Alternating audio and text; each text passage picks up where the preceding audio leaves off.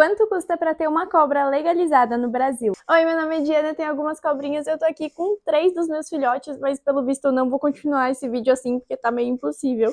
Mas hoje eu vou falar sobre as serpentes que a gente pode ter legalmente no Brasil e os valores. Guardei a minhoca porque, nossa, se vocês tivessem noção do quão pesada ela tá muito difícil ficar assim.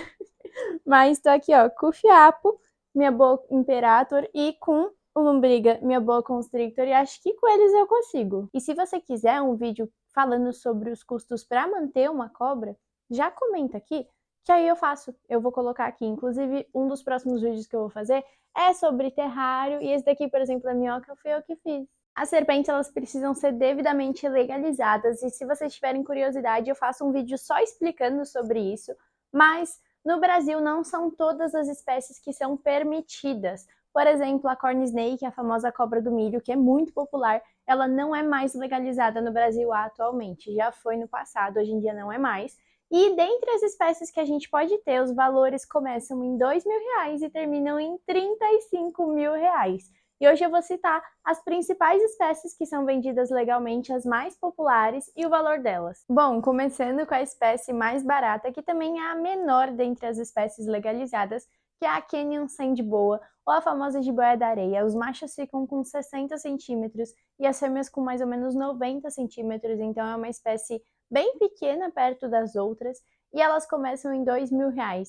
É uma serpente com hábitos diferentes, porque ela vive enterrada na areia, muitas vezes você vê só a cabeça dela para fora, ou nem isso, ou o terrário fica lá só com ela enterradinha. Então ela tem hábitos bem particulares, e ela é aquela que assim, ou você ama ou você odeia, porque realmente é um animal bem diferente. E o valor delas também vai sofrer alguma alteração de acordo com o padrão. Então tem algumas que são laranja, algumas que são cinzas, enfim, mas são as mais em conta atualmente. Bom, a gente tem também a boa constrictor, a famosa jiboia, que eu acho que como pet, eu acredito que seja a mais popular, se não uma das mais populares, até porque até um tempo atrás a gente não tinha tantas espécies legalizadas como a gente tem hoje, mas ela já era, então muita gente já tinha.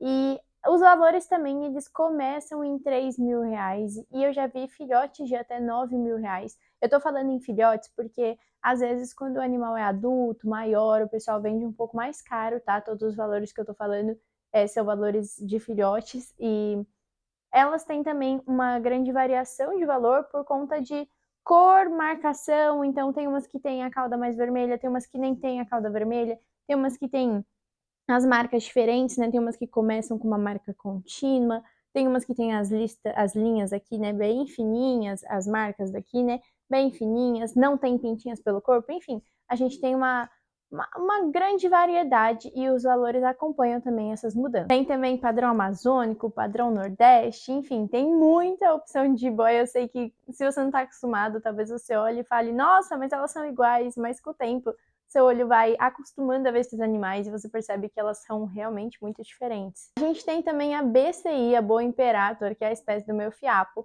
e essa é uma espécie que é até difícil de falar um valor, porque assim, que eu saiba, os valores começam ali na casa dos 3.000 e vão até os 15. Mas tem alguns padrões, alguns animais que eu não vi nem ir para site, assim, que são padrões super diferentes e que eu acredito que tenham sido acima dos 15. Mas que a gente costuma ver no site dos criatórios são padrão comum, padrão hipomelanístico, às vezes a gente vê a Sanglow, que eu acho que é muito conhecida, né, a albina. Então, assim, os valores eles variam muito.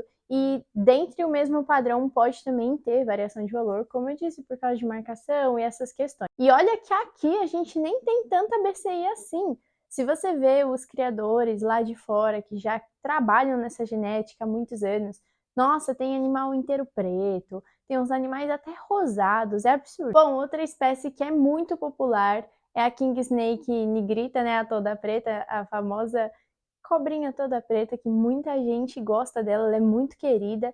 É um colubrídeo, então é uma espécie que fica menor, é mais agitada, não fica muito pesada, e elas são na casa dos 5, 6 mil reais. e elas são realmente muito populares. Sempre que eu vejo algum criatório disponibilizar, dura pouco tempo, porque o pessoal é enlouquecido com elas. Uma que eu acho muito legal é a Milk Snake, né, a famosa falsa coral, que tem também a albina, mas eu particularmente gosto muito da que lembra uma coralzinha, e os valores são bem similares aos da King Snake, né, que varia aí na casa dos 4 e pouco, 5 e pouco, então são outras duas aqui que também são muito queridas, e eu particularmente acho as corais muito legais. Eu tô com uma impressão que eu vou esquecer várias espécies, mas aí não tem importância, que se vocês gostarem, vocês comentam aqui, que aí eu faço um vídeo 2 com as que eu esqueci, porque eu tô seguindo as vozes da minha cabeça. Bom, a gente tem também a Corallus hortulanos, que é uma espécie que eu sou apaixonada, sou doida por uma, que a gente também tem desde as mais acinzentadas, amarronzadas, até animais tipo amarelos, laranjas, e o valor que eu saiba varia também de 3, 3,5 a 8 mil reais. Gente, tudo eu tô falando que eu saiba, porque assim, são os valores que eu pesquisei e vi, tá?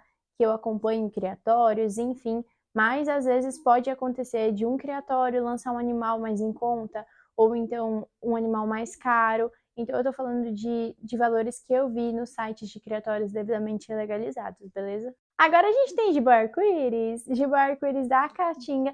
As jiboia arco-íris, assim, elas têm um valor similar, tá? Algumas são mais caras, como por exemplo a jiboia arco-íris da Argentina, mas elas têm um valor bem similar e também depende da temporada. Mas, por exemplo, uma jiboia arco-íris da Caatinga, na casa dos 3, 3 e pouco.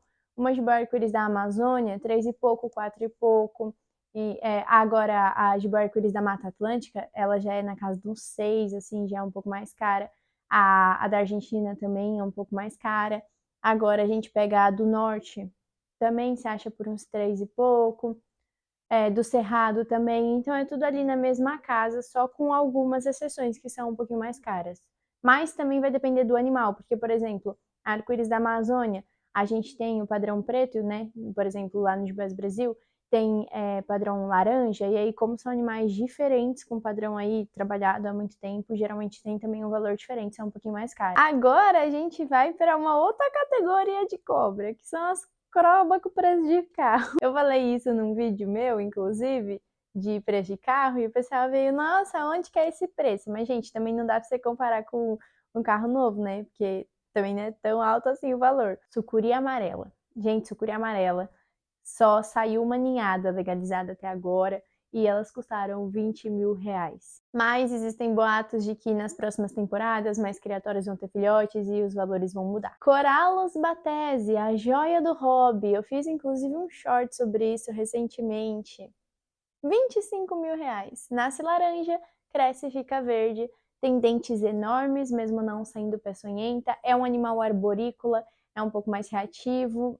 Não é tão reativo quanto a hortulanos, tá? Pelo que eu vejo e pelo que quem tem sempre fala. Porque a hortu é realmente, viu? Passou vento, ela deu bote. Mas é um animal ali arborícola com hábitos diferentes, então precisa de todo um manejo diferente. Não dá para ser um terrário, por exemplo, como esse. Então é um animal mais delicado mesmo. Ai, Piton Ball. Não falei da Piton Ball ainda. Piton Ball é tipo BCI. Tem muito padrão e muito valor.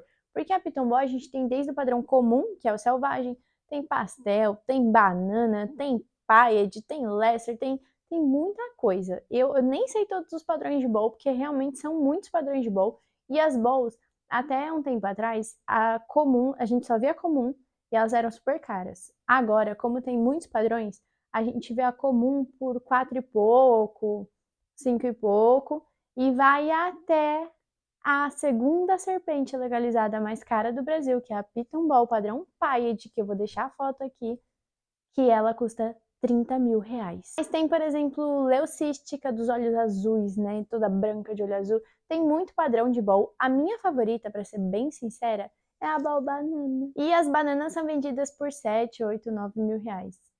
Básico. A ball é uma serpente, assim, super tranquila, super quietinha na dela, muito legal, inclusive, para quem tá pensando em ter uma primeira serpente, um animal que não fica muito grande, mas também não fica pequeno, então é bem legal. Eu acho a ball bem legal nesse sentido, mas, por exemplo, quem gosta de mais interação, um animal que se mexa mais, já vai achar ela muito paradinha, sabe? E a serpente legalizada mais cara que a gente tem no Brasil hoje é a Black-Headed Piton, que, para ser bem sincera, é muito difícil da gente ver, porque saíram pouquíssimas mesmo, e foram vendidas a R$ 35.000. Ou seja, resumindo tudo isso aqui, as espécies mais populares, R$ 3, R$ 4.000.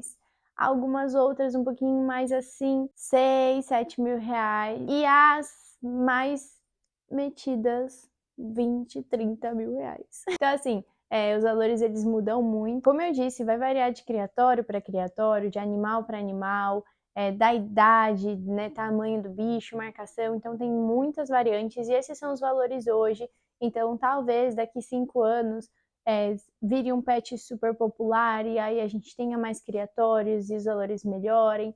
Então, enfim, tem várias questões. Mas é claro que para ter uma serpente não é só pagar o animal. Então, tem um recinto adequado, né? Tem alimentação, tem veterinário próprio para isso. Esse daqui de baixo, por exemplo, da minhoca, fui eu que fiz. O de cima, na verdade, é o único que chegou aqui já completamente pronto. Tanto que ele é super profissional, né? Os outros fui eu que fiz. E aí eu vou fazer um vídeo também sobre isso. Mas é isso, eu espero que você tenha gostado. Eu com certeza deixei várias espécies de fora. Algumas espécies eu deixei de fora propositalmente, como a Piton Carpet, sabe? Algumas que são mais difíceis da gente ver por aí. Mas talvez eu tenha deixado de fora algumas outras, tipo a própria BCA. Mas enfim, eu posso fazer uma parte 2 desse vídeo com essas que faltaram. Mas se você gostou, já se inscreve no canal, deixa seu like, vai me ajudar muito. E comenta aqui o que você quer ver, quais próximos vídeos. Eu tô anotando todas as sugestões de vocês, tô colocando aqui pra eu ir fazendo. E tem muita coisa legal sobre o mundo desses bichos, porque eles são realmente fascinantes e eu sou apaixonada. Obrigada por ter assistido até aqui e tchau, até o próximo vídeo.